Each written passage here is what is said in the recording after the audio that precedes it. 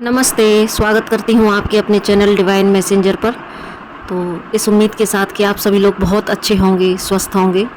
और हम शुरू करते हैं आज का जो टॉपिक। अब टॉपिक मैं क्या ही कहूँ इसको, टॉपिक ये जस्ट मैं अपने मन की बात आप सभी से यहाँ साझा कर रही हूँ। और एक समस्या की तरह से हम यहाँ पर सिर्फ आपके साथ में मैं विचार विमर्श करना चाहती हूँ। आपके साथ में आपके भी विचारों का मैं यहाँ पर विचारों को मैं आमंत्रित करती हूँ कि प्लीज़ इस चर्चा में मेरे साथ ज़रूर से भाग लीजिएगा, क्योंकि मुझे आपसे भी जानना है कि जब से ये जो कोलकाता वाला अभी केस हुआ है और उसके बाद में भी लगातार ये चीज़ें हम उससे पहले भी सुनते आए हैं, उसके बाद में भी लगातार सुन रहे हैं। तो अभी ये जो कोलकाता वाला केस हुआ उसने हमें इतना बुरी तरीके से झकझोरा है। देश का, विदेश का हर व्यक्ति बहुत ज़्यादा इस समय सोचने पर मजबूर है। तो यही कुछ दिन से भले ही हमने फेस्टिवल सेलिब्रेट किया, सब कुछ किया, लेकिन बावजूद इसके मन में बिल्कुल भी शांति नहीं आ रही है। कहीं भी मन हर समय एक झंझावत में, प्रश्न चिन्हों से घिरा हुआ है। उस दिन से जब से मुझे पता लगा तब से लेके आज तक भी बस मन में 50 सवाल उठ रहे हैं, ईश्वर से उठ रहे हैं, व्यवस्था पर उठ रहे हैं, दोषी कौन है, जिम्मेदार कौन है, ये सारे प्रश्न अंदर उठ रहे हैं। तो जब ये ओवरफ्लो हो गए तो मैंने सोचा कि बस मुझे अब यहाँ पर आप सभी से चर्चा कर लेनी चाहिए। एटलीस्ट मैं यहाँ पर हम मिलकर इसका समाधान खोजने की कोशिश करते हैं, क्योंकि आप सभी मेरे परिवार हैं और मैं अपनी आवाज़ को रखना चाहती हूँ। और मुझे पता है ये आप सभी की भी आवाज़ है, तो इसलिए बस मैं आपके साथ में यहाँ पर आ गई हूँ। सॉरी। तो क्योंकि ये प्रश्न इस समय हर व्यक्ति के अंदर उठे हुए हैं कि आखिर ये क्यों, कैसे और कब इन पर रोक लगेगी, कौन जिम्मेदार है, क्या एकमात्र शक्ति क्या इस तरह की हैवान को जन्म कैसे दे सकती है ना, कौन दोषी है, क्या है, जड़ क्या है। तो ये सारी चीज़ें दिमाग को एकदम से हम सभी के दिमाग को यहाँ पर ख़राब कर रहे हैं। अब इसी के सिलसिले में बहुत सारी चीज़ें, बहुत सारे थॉट्स लगातार चल रहे हैं कि अगर हम पास्ट में जाएं तो हमारे वैदिक युग में ले लें, हमारे भारत में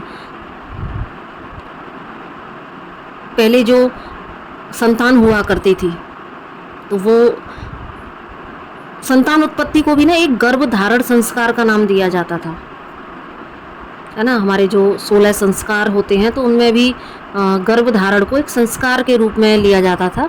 और बाकायदा संतान उत्पत्ति को एक संस्कार के तरीके से संपन्न करने के बाद, और उसके बाद में फिर पूरे जो 9 महीने एक गर्भ धारण के होते हैं, तो वहाँ पर पूरे टाइम एक मातृ शक्ति उस बच्चे को आध्यात्मिकता से पोषित करती थी, ध्यान साधना में रत, ईश्वर की सानिध्य में, ईश्वर के साथ में एकाकार होकर, और उसको अपने गर्भ में ही वो उस आध्यात्मिकता से पोषित कराती थी। और उसके बाद में जब उस शिशु का जन्म हुआ करता था तो वो वहाँ पर फिर पैदा होते थे ऋषि, मुनि, योद्धा, वीर, उद्धारक, समाज सुधारक।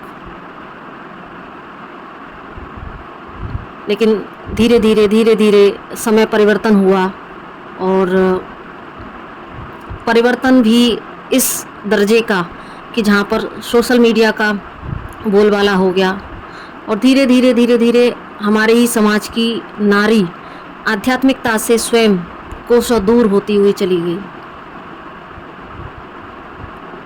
मैं जस्ट यहाँ पर चर्चा कर रही हूँ, और हम आगे, मेरा ऐसा उद्देश्य नहीं है कि मैं यहाँ पर नारी को दोष देना चाहती हूँ, क्योंकि मैं खुद एक स्त्री हूँ।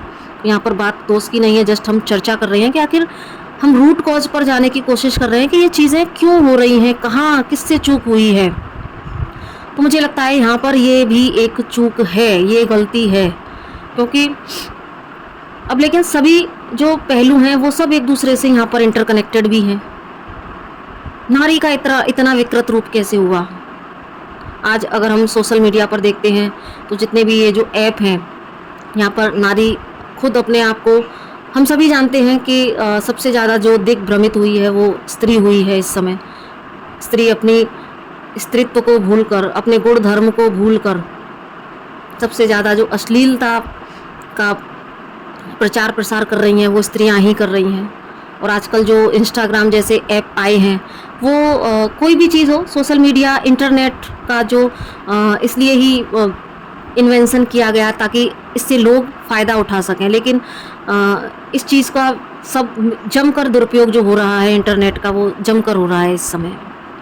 इसी तरीके से जो ऐप बनाए थे वो मनोरंजन के हिसाब से बनाए जाते हैं और अपनी क्रिएटिव साइड को बाहर निकालने के लिए बनाए जाते हैं, अपनी लाइफ में ग्रोथ करने के लिए। इनके माध्यम से इंसान लोगों को रास्ता भी दिखा सकते हैं, है ना। इतने कितने सारे लोग हैं जो कोचेस भी हैं, जो लोगों को सही रास्ता दिखाने वाले काउंसलर भी हैं, ऐसे जो लोग इनका अच्छे से फ़ायदा उठा रहे हैं। लेकिन वहीं पर कुछ लोग ऐसे हैं, खासकर उनमें मैं सबसे ज़्यादा जो देखती हूँ वो स्त्रियाँ, कि जो चीज़ अपनी अगर क्रिएटिव साइड को या अपने सोल पर्पज़, अपनी लाइफ पर्पज़ के लिए इन चीज़ों का इस्तेमाल कर सकते हैं, वहाँ पर स्त्रियाँ सबसे ज़्यादा वहाँ पर अश्लील नृत्य करना, अश्लीलता, अपना पूरा नग्न शरीर को दिखाना सबसे ज़्यादा, ये सब इंस्टाग्राम वगैरह पर, फेसबुक पर सारी चीज़ों का हो रहा है। कई बार मेरे सामने ऐसे लाइव आते हैं जहाँ पर नाइट में लड़कियाँ इतने गलत तरीके से लाइव दे रही होती हैं। किसे जिम्मेदार ठहराएंगे? क्या स्त्री फिर दोषी नहीं है? फिर यहाँ पर हम सिर्फ और सिर्फ पुरुष को क्यों दोषी ठहराते हैं? और ताज्जुब की बात ये होती है कि सबसे ज़्यादा फॉलोअर्स, सबसे ज़्यादा लाइक्स, सबसे ज़्यादा उनको स्टार बना दिया जाता है। जब वो स्टार बन जाते हैं उनको हाई लेवल की प्रोटेक्शन मिलती है और बाकी जो आम जनता है, आम जो लड़कियां हैं, उनको खामियाजा भुगतना पड़ता है। कुछ लोग समाज में इन कामुक प्रवृत्तियों से प्रेरित होकर बलात्कार जैसे अपराध कर डालते हैं, तो कुछ लोग जो अपने सही स्वरूप में हैं तो वो भी कहीं ना कहीं अपने वीर्य का पतन छुपे रूप में करते हैं। अल्टीमेटली पतन तो हो रहा है ना समाज का। तो ये मैं जस्ट एक पहलू रख रही हूँ कि क्या स्त्री जिम्मेदार नहीं है? डेफिनेटली है। और मुझे अगर कोई स्त्री सुने तो मुझे इस बात का डर नहीं है कि कोई मुझे 4 गाली भी दे जाए तो मुझे कोई फ़र्क नहीं पड़ता, क्योंकि ये चीज़ें मेरे अंदर बहुत पहले से चल रही थी। जब भी कभी इंस्टाग्राम या फेसबुक पर ऐसी चीज़ें आती हैं, मन इतना क्रोध से ज़्यादा दुखी हो जाता है कि हमारे देश की जो विदुषियाँ हुआ करती थी, जो वो आज जो छत्राड़ी हुआ करती थी, जो वीरांगनाएं हुआ करती थी, आज वो किस स्तर तक जा चुकी हैं। और यही महिलाएं, जब अगर हमारी खुद की सोच, हमारे खुद के कर्म अगर इस तरीके के होंगे, तो हम जब किसी संतान को उत्पन्न करेंगे तो वो हमारी संतान में, आप समझ सकते हैं कि वो संतान कैसी होगी। कामुकता से प्रेरित हुई, पोर्न फिल्में देखने के बाद पैदा हुई संतानें। कहते हैं ना, हम सभी जानते हैं कि एक माता पिता का, एक माँ का सबसे ज़्यादा रोल होता है अपनी संतान के पूरे व्यक्तित्व निर्माण में, और वो जो प्रक्रिया है वो उसके गर्भ धारण के पहले दिन से ही शुरू हो जाती है। इसलिए जहाँ पहले गर्भ धारण को संस्कार के रूप में लिया जाता था, वहीं पर आज जस्ट कामुकतावश पोर्न फिल्में देखने के बाद बस चीज़ें हुई और एकदम से गर्भ धारण हुआ, तो वहाँ पर हम स्वतः ही अंदाज़ा लगा सकते हैं कि फिर हम किस तरह का बीज अपने गर्भ में रोपित करेंगे और किस तरह की संतान हम उत्पन्न करेंगे। और ये बोलते हुए मुझे बड़ा दुख हो रहा है। मुझे ऐसा लग रहा है, कई दिन से मेरे को ना आत्मा ऐसे रोती है। बस इसी उधेड़-बुन में यही थॉट्स लगातार चल रहे हैं कि आखिर बहुत सारे लोग जो मेरे संपर्क में हैं, हर व्यक्ति मेरे से ये कुछ लोगों ने मेरे से बोला भी है कि आप इस पर वीडियो बनाएं, आप इस पर वीडियो बनाएं, क्योंकि सबके मन में क्वेश्चन है। तो जब बहुत सारे क्वेश्चंस हो गए, तब मैंने कहा हाँ, ये चीज़ें चल रही हैं, लेकिन मेरे को कोई सॉल्यूशन नहीं मिल रहा है इसका, कि मैं भी भगवान से इन क्वेश्चंस का आंसर मांग रही हूँ। क्योंकि ये समय ऐसा हो गया है कि यहाँ पर लोग फिर ईश्वर पर प्रश्न चिन्ह उठा रहे हैं। ईश्वर नहीं है, ऐसी वीडियोस बन रही हैं कि ईश्वर नहीं है। कहीं ईश्वर नहीं है, अगर ईश्वर नहीं होता ना, ईश्वर नहीं होता तो ये सृष्टि नहीं होती। ईश्वर के अस्तित्व पर सवाल उठाए जा रहे हैं।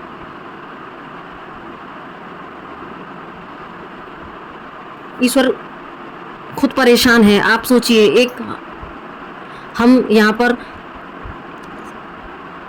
ये भौतिक जगत के माता पिता होकर भी हमें अपनी संतान के लिए इतना कष्ट होता है। अगर एक माँ के 2 बेटे या बेटियां आपस में लड़ें, मारें, काटें, उनको कितना कष्ट होता है। तो वो हमारे परम पिता हैं, उनको सबसे ज़्यादा कष्ट होता है। अपने संतान, हमारी धरती माँ इस समय करा रही है, उनको सबसे ज़्यादा कष्ट होता है कि मेरे बच्चे आपस में इस तरीके से इतने जघन्य अपराध कैसे सहन कर रही है माँ धरती। सबसे ज़्यादा कष्ट उस परमपिता परमेश्वर को हो रहा है जो वहाँ से देख रहे हैं हर क्षण। हम ये कह देते हैं, अब यहाँ पर ये भी एक मुद्दा ऐसा बन जाता है कि अरे जिस लड़की के साथ में ये चीज़ें हुई हैं तो क्या उनका कर्म खराब था। हम कर्म विधान पर भी बहुत सोच विचार कर रहे हैं। बहुत सारी चीज़ें हमारे अंदर चल रही हैं कि क्या हम सभी अपने अपने कर्माज को भुगतान करते हैं। अब कर्म का सिद्धांत तो फिर ऐसा है कि इसको हम जितना गहराई में समझेंगे उतना उसके लिए हमें बहुत आध्यात्मिकता के तल पर जाना पड़ेगा। इसीलिए हम ऊपर ऊपर से इस पर विचार नहीं कर सकते हैं, क्योंकि लेकिन बस सबसे ज़्यादा जो एक इंसान का जो विश्वास हिल रहा है वो ईश्वर पर से हिल रहा है। लेकिन आप ही बताइए कि जब इंसान, ईश्वर ने तो सारी चीज़ें रख दी, हमारे वेदों में, पुराणों में हर चीज़ रख दी। ईश्वर ने तो ये भी बोला कि जब जब धर्म की हानि होगी मैं आऊँगा। लेकिन ईश्वर भी आएंगे क्या? आज आपको नहीं लगता हम कल की अवतार के बारे में इतना सुनते हैं? और अभी तो एक भविष्य मालिका करके जो पुस्तक है वो जगन्नाथ जी महाराज ने लिखवाई थी अपने पंच सखाओं से, वो भी अभी लाइमलाइट में आ चुकी है। तो वहाँ पर सब कुछ क्लियरली, आप चाहें तो आप उसको पढ़ सकते हैं। बहुत ज़्यादा महंगी भी नहीं है वो, तो वो आप उसको पढ़ सकते हैं। उसमें सारी चीज़ें लिखी हैं। तो भगवान पर उंगली उठाने से पहले हम वेदों में जाएं, ऋचाओं में जाएं, अपने भीतर आध्यात्मिकता में उतरें। क्या ईश्वर कभी चाहते हैं कि हमारे मेरे बनाई सृष्टि में ऐसी चीज़ें हों? ईश्वर भी बना होता है नियम में। क्योंकि अगर मुझे एक घटना याद आती है कि जब द्रौपदी का चीरहरण हो रहा था, तो ये शास्त्रों में वर्णित है, मेरी अपनी वाणी नहीं है, कि जब द्रौपदी का चीरहरण हो रहा था तो वहाँ श्री कृष्ण भगवान के लिए रुक्मिणी, जहाँ पर श्री कृष्ण द्वारिका में श्री कृष्ण भगवान थे, तो उनको वो वहाँ पर रुक्मिणी और श्री कृष्ण भगवान बैठे थे। तो अचानक ही श्री कृष्ण भगवान इधर उधर टहलने लगे बड़ी परेशानी की मुद्रा में। तो रुक्मिणी ने फिर बोला कि प्रभु आप इस तरीके से क्यों यहाँ पर टहल रहे हैं, क्या इतनी चिंतामग्न आप क्यों दिख रहे हैं? तब इधर द्रौपदी के साथ में ये चीज़ें हो रही थी। तो श्री कृष्ण भगवान जो त्रिकालदर्शी ईश्वर हैं, तो उन्होंने बोला, तब उन्होंने वहाँ पर बताया कि द्रौपदी के साथ, द्रौपदी इस समय बहुत बड़ी मुसीबत में है, सबके सामने वो गुहार लगा रही है, लेकिन वो उस ज्ञान को भूल चुकी है जो ज्ञान मैंने उसको दिया था, जो ज्ञान उसके भीतर है, जो ब्रह्म ज्ञान मैंने उसको भीतर दिया था, जो श्वासों में मैंने उसको दिया था, वो उस ज्ञान को भूल गई है और उस दुनिया के सामने हाथ फैला रही है, मदद की गुहार लगा रही है। लेकिन वो सिर्फ मुझे याद नहीं कर रही, बाकी सबको याद कर रही है। वो उस ज्ञान से नहीं जुड़ रही है, और जब तक वो उस ज्ञान से नहीं जुड़ेगी तब तक मैं उसकी रक्षा भी करने नहीं जा सकता, क्योंकि यहाँ पर मैं भी नियम से बना हूँ। क्योंकि आपको शायद मेरी बात अभी समझ में नहीं आएगी, क्योंकि ये बहुत मैं डीप बात आपको बता रही हूँ। तो लेकिन जब तक आप ना समझें तो इसको कंट्रोवर्सी का मुद्दा नहीं बनाइएगा, क्योंकि जो मैं बता रही हूँ ये मैं शास्त्र सम्मत बात बता रही हूँ। तब जब द्रौपदी भी वहाँ पर जब चारों तरफ से निराश हो गई, तब द्रौपदी को अचानक से याद आया कि हाँ मैं, क्योंकि अब मेरी जो रक्षा करेंगे वो सिर्फ और सिर्फ श्री कृष्ण कर सकते हैं। तो द्रौपदी ने उस श्वासों में बहते हुए उस आदि नाम का उसने सुमिरन किया, जिस नाम को श्री कृष्ण भगवान ने उसे दीक्षा देकर उसे दीक्षित किया था। अब उस नाम से उसने श्री हरि का सुमिरन किया, तो वहाँ पर उन्होंने वस्त्र अवतार धारण किया। तो एकदम से सामने ऐसे नहीं प्रकट हो गए थे कि आए और एकदम से वस्त्र बढ़ाया। उन्होंने वो वहाँ सूक्ष्म रूप में अवतार लेकर आए थे और उन्होंने वहाँ पर द्रौपदी की साड़ी को बढ़ाया। ये हम सभी जानते हैं। चमत्कार करते हैं, ईश्वर चमत्कार करते हैं, लेकिन हम ईश्वर से कितना जुड़े हैं? इसीलिए सभी जो ईश्वर के जो अनुयायी आते हैं समय समय पर गुरु के फॉर्म में, जो एक्चुअल में जो पूर्ण गुरु हैं, मैं उन गुरुओं की बात कर रही हूँ जो पूर्ण गुरु हैं, ईश्वर के अनुयायी हैं, ईश्वर से जोड़ने आते हैं, समय समय पर वो हमें अलर्ट करते हैं, वो हमें उस आदि नाम से जोड़ते हैं, वो हमें वो रास्ता बताते हैं कि जहाँ हम हर क्षण उस आदि नाम से जुड़े रहें। समय समय पर ये जो आज मास अवेकनिंग हो रही है, इतने सारे स्पिरिचुअल हीलर्स हैं, लाइफ कोचेस हैं, ये सब हमको क्यों चीख चीख कर बोलते हैं कि आप अपनी श्वासों से कनेक्ट हो, आप उस आदि नाम से कनेक्ट हो, आप उस अजापा जाप से कनेक्ट हो। क्योंकि जब हमारा श्वासों पर फोकस रहता है, जब हमारा अजापा जाप से हम जुड़े रहते हैं, चाहे अगर हम इस ब्रह्म ज्ञान में दीक्षित ना हो, लेकिन अगर हम अपनी श्वासों पर भी किसी ईश्वर, कोई भी मंत्र या कोई भी नाम, अगर हम हर समय उस नाम से कनेक्ट रहते हैं, तो भी वहाँ पर आप ईश्वर को आधार दे देते हो कि वो आएँ और आपकी रक्षा करें। हम ईश्वर को भी पुण्य कर्मों का एक पुंज चाहिए, जहाँ पर कि वो भी आ सके, ईश्वर को भी आधार चाहिए कि वो वहाँ पर आ सके। उंगली उठाना मित्रों बहुत आसान है, हम उस सृष्टिकर्ता पर उंगली बहुत आसानी से उठा देते हैं। ईश्वर नहीं है, ईश्वर नहीं होता तो हम भी नहीं होते। ईश्वर अपनी संतानों को ऐसे नहीं छोड़ देता, लेकिन हम कितना आधार देते हैं, हम कितना जुड़े रहते हैं, हमारा सुबह से लेके रात तक ईश्वर का हम कितने सच्चे दिल से हम ध्यान कर पाते हैं, कितना उसको हम अपनी लाइफ में प्रायोरिटी देते हैं। आप ईश्वर को प्रायोरिटी देके देखें लाइफ में, हर क्षण आप उसके चमत्कार देखेंगे, हर क्षण। अगर मैं भी यहाँ पर अपने एक्सपीरियंस शेयर करना शुरू करूं तो मुझे पूरा दिन लग जाएगा, पूरी रात लग जाएगी, लेकिन फिर भी मैं अपने जीवन में घटने वाली ईश्वर की कृपाओं को नहीं शब्दों में बयान कर पाऊंगी। ईश्वर करते हैं, रक्षा करते हैं हर उस जगह पर। मैंने अपनी लाइफ में, मैं जस्ट अभी मैं रक्षाबंधन वाले दिन की साथ में भी मेरे साथ में ऐसा एक मिरेकल हुआ, जहाँ पर कि कब किस रूप में वो ईश्वर मेरे सामने आए और मेरी उस दिन इतनी रक्षा की। मैं आज तक, क्योंकि अब मैं एक्सपीरियंस बताना शुरू करूँगी तो बहुत लंबा हो जाएगा वीडियो ऑलरेडी, लेकिन हर क्षण मैं ईश्वर के चमत्कार को देखती हूँ। हम वहाँ पर उंगली उठाते हैं कि क्या ईश्वर कैसे चमत्कार करते हैं। ईश्वर ऐसे चमत्कार करते हैं कि हमारे साथ में कुछ बुरी घटनाएं होना शुरू होती हैं तो ईश्वर हमें पहले से आगाह करते हैं। ईश्वर किसी के भी फॉर्म में आके हमारी रक्षा करते हैं, लेकिन हम आधार तो दें, लेकिन हमारी याद में ईश्वर नहीं है। हमारी याद में हमारा दिन शुरू होता है सोशल मीडिया से, ख़त्म होता है सोशल मीडिया से। नहीं समझ में आता इस समस्या का समाधान क्या है, क्या स्त्री दोषी है, पुरुष दोषी है, या हमारी ये व्यवस्था दोषी है, कौन दोषी है, नहीं समझ में आ रहा। इसीलिए यहाँ पर आप ये नहीं समझिएगा कि मैं किसी को दोष दे रही हूँ, मैं जस्ट आपसे, मैं बार बार कहूँगी, मैं जस्ट यहाँ पर शेयर कर रही हूँ। हाँ, सबसे बुरा जो मुझे लगता है वो ये कि जब लोग ईश्वर पर प्रश्न चिन्ह उठा रहे हैं कि ईश्वर ही नहीं है या अच्छाई नहीं है। हाँ, ये बात बहुत ज़रूरी है कि समय के साथ, क्योंकि ये कली काल है, कली काल में कली ने तो अपना पूरा, काल ने तो अपना पूरा ही पसारा कर रखा है, वो तो प्रसार कर रहा है, लेकिन क्या हम उसके सामने घुटने टेक दें। ये बात सच है कि हमें भी अब अस्त्र से, शस्त्र से, हर चीज़ से अपने आप को मजबूत करना होगा, लेकिन सबसे बड़ी जो शक्ति होती है आध्यात्मिकता की शक्ति, उसको भी हम नहीं नकार सकते, क्योंकि हमें अगर कोई बचा सकता है तो वो ईश्वर ही बचा सकता है। और ईश्वर तक पहुंचने का, ईश्वर से हर समय कनेक्ट होने का एक ही रास्ता है, वो है आध्यात्मिकता। बेशक हम अपने आप को हर विद्या में पारंगत करें, हमें अपनी लड़कियों को, अपनी बच्चियों को भी हमें हर विद्या में पारंगत जरूर करना चाहिए, समय समय की डिमांड है, लेकिन सबसे पहला एक कर्तव्य अपने बच्चों को ईश्वर से जोड़ना बहुत ज़रूरी है। क्योंकि चंद कुछ लोगों के कहने से ये सत्य नहीं बदल जाता कि ईश्वर नहीं है, क्योंकि हमारी हर आती जाती श्वास ईश्वर है।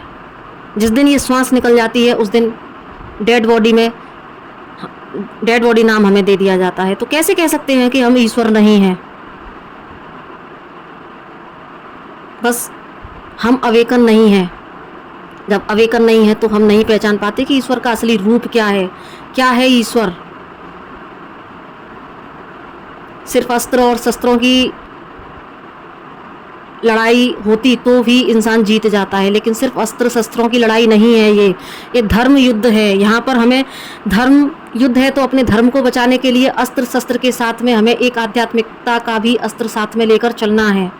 मध्यम मार्ग हमें अपनाना है, हमें दोनों चीज़ों को अपने साथ में लेकर चलना है। तो इसीलिए सबसे पहले उस परम आधार से, उस परम शक्ति से भी जुड़ना बहुत ज़रूरी है। तभी तो जैसे ही एक स्त्री कह ले, या क्योंकि एक स्त्री जब अपने मार्ग से भटकी तो ऐसे बीज, ऐसी संतान उत्पन्न हुई। फिर यहाँ पर चेन चलती गई। इधर सोशल मीडिया के रूप में काल ने अपना पसारा किया, क्योंकि कोई मातृ शक्ति कभी नहीं चाहेगी, संतान चाहे जैसे भी उत्पन्न हुई हो, लेकिन एक मातृ शक्ति कभी नहीं चाहेगी कि वो उसकी संतान ऐसी हो, तो कभी नहीं चाहेगी कि उसकी संतान ऐसी हो। फिर भी वो हमेशा यही चाहेगी कि मेरा बच्चा अच्छे संस्कार लेके जिए समाज में।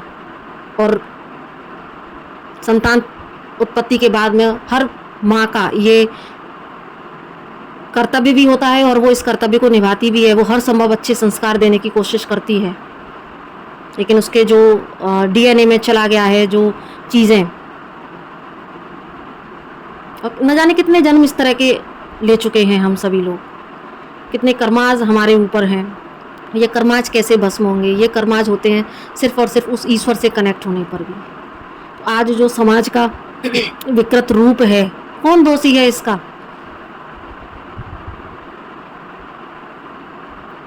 सोशल मीडिया के अगर जाल हमारे सामने है तो उसमें उलझने वाला कौन है? क्या हम इतने अवेयरनेस में नहीं हैं? क्या हम अंधे हो चुके हैं? क्या हम बिल्कुल विवेक खो चुके हैं? हमको सही और गलत, उसके फायदे नुकसान हम सब कुछ जानते हैं, फिर भी हम जानबूझकर उस कुएं में क्यों गिरते हैं? खुद ही हम अपने बच्चों को सबसे पहले मोबाइल पकड़ाते हैं, फिर जब बच्चे को उसकी लत लगती है तो सबसे ज़्यादा हम दुखी होते हैं। तब तक बच्चा सोशल मीडिया से बाहर की सारी चीज़ें, अपने अंदर सारी चीज़ें कलेक्ट कर चुका होता है। तो सज्जनों, यहाँ पर इन सभी घटनाओं के लिए सिर्फ और सिर्फ ना हम किसी स्त्री को दोष दे सकते हैं, ना हम किसी पुरुष को दोष दे सकते हैं, क्योंकि यहाँ पर हम सिर्फ अगर हम आत्मा के रूप में देखें तो जो पुरुष हैं, क्या उनके अंदर वो ईश्वरीय तत्व नहीं है? क्या वो पुरुष सही और गलत में डिफ्रेंशिएट नहीं कर सकते? लेकिन पुरुष, हर व्यक्ति यहाँ पर, क्योंकि अपने आप से अलग हुए हैं, अपने आप से अपने अस्तित्व को भूल चुके हैं, अपनी आत्मा के स्वरूप को भूल चुके हैं। कर्मास की इतनी लेयर चढ़ चुकी हैं जहाँ पर जब अपने आप से ही दूर हैं तो वो ईश्वर से बिल्कुल दूर हैं।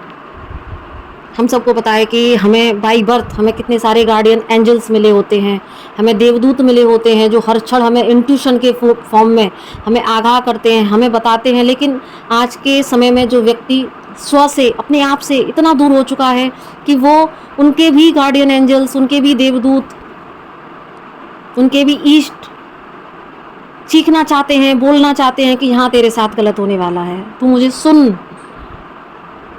लेकिन आज हम सभी लोग अपने आप से इतना दूर हो चुके हैं कि हमारे जो गार्डियन एंजल्स हैं, हमारे स्पिरिट गाइड्स हैं, हम उनकी बात को भी नहीं सुन पाते। जब हम उनको नहीं सुन पाते तो फिर हम मुसीबतों में फंस जाते हैं, और जब मुसीबतों में फंसते हैं तो फिर हम ईश्वर पर ही दोष लगाना शुरू कर देते हैं, ईश्वर के अस्तित्व को नकारना शुरू कर देते हैं। तो सज्जनों, ये एक आत्म मंथन का समय है। ये समय बिल्कुल बैठकर हाथ पर हाथ धरकर बैठने का नहीं है, ये समय अब मंथन करने का है, क्योंकि कल उस बच्ची के साथ में ये चीज़ें हुई, आगे हम सब की भी बच्चियां हैं। और यही रेप केसेस ही नहीं, कितने सारे, अभी मेरे सामने कुछ दिन पहले भी ऐसे वीडियोस आए थे जहाँ पर कि एक कुछ गैंग ने और जीते जागते इंसान को सामने से उसके हाथ पैर बांध के इस तरीके से उनके शरीर में से बॉडी पार्ट्स निकाल रहे थे, उनकी आंतें और ये सारी चीज़ें कि बस मैं आपको बता नहीं सकती। और मैं कभी इस तरह की वीडियोस देखती नहीं हूँ, लेकिन अभी लगातार मेरे सामने कुछ ऐसी चीज़ें आई जहाँ पर बस मैंने देखा कि देखूँ ये क्या वीडियो आया है, तो लेकिन वो अचानक से खुल गई और बहुत मुश्किल से मैंने अपने आप को मैं संभाल पाई, कितने दिनों बाद भी। क्या उनके साथ में ये जघन्य अपराध हो रहे हैं? बांग्लादेश में हम स्थिति देख सकते हैं, और भी विदेशों में इस समय जो चीज़ें चल रही हैं, तो ये अब क्या होगा? क्या अगर ईश्वर का अस्तित्व नहीं है तो इन सारी चीज़ों से हमें निकालेगा कौन? हर व्यक्ति अगर शस्त्र लेके लड़ेगा तो क्या हम इस लड़ाई को जीत पाएंगे? सज्जनों, हमें यहाँ से भी सिर्फ और सिर्फ वो परम शक्ति ही निकाल सकती है। इसीलिए ये समय किसी पर आरोप लगाने का नहीं है। हम चिंतन कर सकते हैं, हम मनन कर सकते हैं, हम मंथन कर सकते हैं। हम कितने दूर अपने आप से हो गए हैं, हम कितने दूर अपने गार्डियन एंजल्स से हो गए हैं, हम कितने दूर अपनी पूरी स्पिरिचुअल टीम से हो गए हैं, उस परम शक्ति से हम इतना दूर हो गए हैं कि आज वो चाहकर भी हमारी मदद के लिए नहीं आ पाता। वो आते भी हैं तो हम उनकी गाइडेंस को हम समझ नहीं पाते। ईश्वर हर कदम पर है। आप अगर एक बार उससे कनेक्ट हो जाते हैं भीतर से, आपकी एक एक श्वास में उसके चमत्कार आपको महसूस होंगे। हर कदम पर आप उसके चमत्कार को महसूस करोगे। हर मुसीबत से वो बचाता है, निकालता है, लेकिन हम उससे कितना कनेक्टेड हैं। दिन भर में हमें कितनी याद आती है उस ईश्वर की। हम थोड़ा सा इस बात पर विचार करें, कितना समय हम अनर्गल चीज़ों, अनर्गल बातों में हम बर्बाद करते हैं। और आज भी ये जो केस हुए हैं तो वहाँ पर भी कुछ दिन हमने शोक मनाया, आवाज़ उठाई, लेकिन बस कुछ दिन बाद ही हम सभी लोग अपने अपने फिर से वही चीज़ों में लगे हुए हैं, है ना। लगना है डेफिनेटली, ऐसा भी नहीं है कि हमें अपने काम छोड़ने हैं, हमें बैलेंस भी होना है, अपने आप को फिर से खड़ा करना है, सारी चीज़ें करनी है। लेकिन जो एक चीज़ नहीं करनी मित्रों, वो ये कि हमें इसको अभी ऐसे ही लेट गो नहीं करना है। हमें अब इस समय की गंभीरता को ज़रूर से पकड़ना होगा कि ये समय फिर से बैठ जाने का नहीं है। इतनी भविष्यवाणियाँ अभी सत्य हो रही हैं। मनुस्मृति में भी ये जो चीज़ें लिखी गई हैं वो समय भी अब आ चुका है। तो ये समय सिर्फ हाथ पर हाथ धरकर बैठने का नहीं है, ये समय अपने आप से जुड़ने का है। खुद जागृत होकर दूसरों को जागृत करने का है।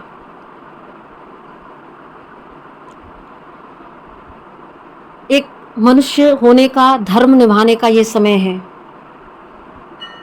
क्योंकि एक व्यक्ति जब जागृत होता है तो अपने साथ में वो और भी बहुत लोगों को जागृत कर जाता है।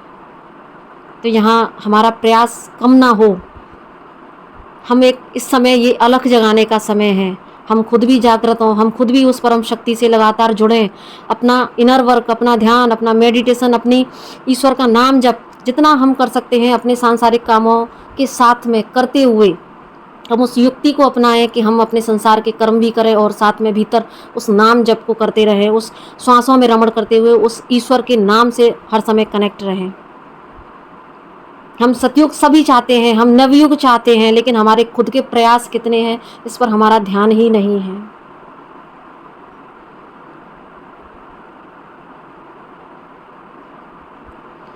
इसलिए यहाँ पर अब हमारा कर्तव्य बनता है कि हम खुद भी जागें और हम दूसरों को भी जागृत होने में उनकी मदद करें। क्योंकि ये समय हर व्यक्ति के जागरण का है। अगर इस समय भी हम नहीं जागे और हमने अभी अगर अपने मनुष्य होने का कर्तव्य नहीं निभाया तो हमसे बड़ा फिर एहसान फरामोश कोई नहीं हो सकता। ईश्वर की बनाई दुनिया में रहने का हमारा कोई अधिकार नहीं है। ईश्वर ने बहुत सुंदर दुनिया बनाई, लेकिन हम उसकी बनाई इस रचना को खुद दूषित कर रहे हैं और साथ में हम उसकी बनाई दुनिया को इतना गंदा कर रहे हैं। तो यहाँ पर सिर्फ एक किसी व्यक्ति के जागृत होने का ये समय नहीं है, ये कलेक्टिव में जागृत होने का समय है।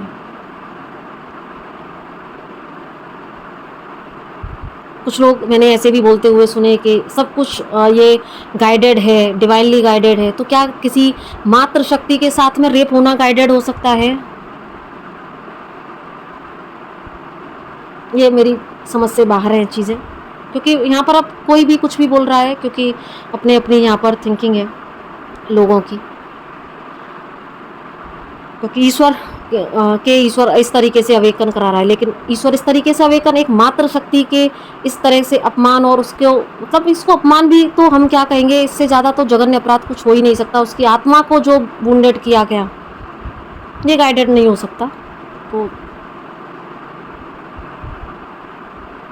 इसलिए सज्जनों, विचार करें कि हम कहाँ जा रहे हैं और क्या हमारा इतना सा ही रोल है। हमने बहुत ज़िंदगी ऐसी बिता ली जहाँ पर हमने सिर्फ अपना ही खाया पिया, अपने बारे में सोचा, अपने ज़्यादा से ज़्यादा अपने परिवार के बारे में सोचा। लेकिन ये समय है कि अब हम समाज, पूरे एक एक व्यक्ति के लिए, हम अपने पूरे समाज के लिए अपना योगदान दें। हम विश्वगुरु भारत के निवासी हैं। भारत को विश्वगुरु इसीलिए कहा जाता था क्योंकि यहाँ की जो सनातन संस्कृति है, यहाँ के ऋषि मुनि, यहाँ की परंपराएं, यहाँ का अध्यात्म, क्योंकि ईश्वर ने जब भी अवतार लिए भारत की भूमि पर ही लिए, इसलिए विश्वगुरु का दर्जा दिया जाता है। लेकिन आज जो समय चल रहा है, यहाँ पर कहते हैं ना, एक गुरु अपने उदाहरण से अपने शिष्यों का निर्माण करता है, अपने आचरण से।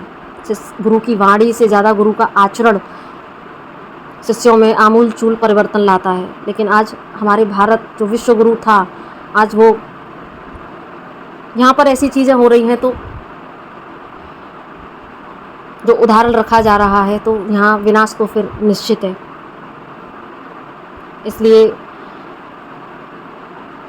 हम इस विनाश को अगर रोकना चाहते हैं, क्योंकि हर क्षण इस डर के साए में एक फियर की एनर्जी जनरेट हुई है, एक कभी ख़त्म ना होने वाले पेन की एनर्जी जनरेट हुई है।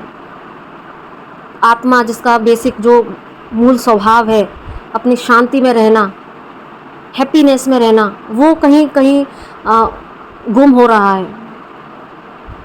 क्योंकि कलेक्टिव में इस तरह की एनर्जी है, वहाँ पर एनर्जी स्पिक हो रही हैं, चाहते हुए भी हम खुश नहीं रख पा रहे हैं अपने आप को। तो इस फियर की एनर्जी से, इस पेन की एनर्जी से अगर हमको निकलना है, तो यहाँ पर अब हमको खुद को खड़ा करना है एक वॉरियर के फॉर्म में। हम एक वॉरियर बने और हम खुद भी जागृत हों और लोगों को जागृत करें। और हे मात्र शक्ति, आप सभी से मेरा निवेदन है कि ये समय अब उस तरीके से बिताने का नहीं रहा जो हम अभी बिता रहे हैं, क्योंकि मात्र शक्ति निर्माणकारी होती है। हाँ, ऐसे दुश्मन जब हमारे सामने आते हैं तो वहाँ पर वो रणचंडी काली भी बन जाती है। तो ऐसे सभी दुष्टों के लिए काली का रूप धरें, लेकिन सबसे पहले हम अभी जो अपना रूप काली के साथ साथ हम खुद का पहले निर्माण करें, अपने आप से जुड़ें, और ताकि हम अपने आने वाली पीढ़ियों, अपने संपर्क में आने वाले लोगों, सबको हम अवेकन करने की दिशा में अपना एक छोटा सा रोल कर सकें। तो काफ़ी लंबी ये वीडियो हो चुकी है, और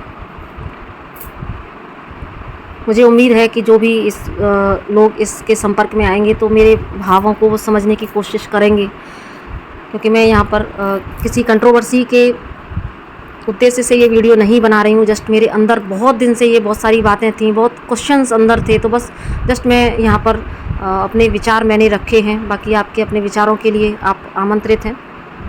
तो बस अंत में यही कहूँगी कि अपने आप से जुड़ें, उस ईश्वर से जुड़ें, उस पर अविश्वास ना करें, ईश्वर के अस्तित्व पर उंगली ना उठाएं। क्योंकि सज्जनों, जब इंसान चारों तरफ से हार जाता है ना, तो बचाने वाला भी वही है।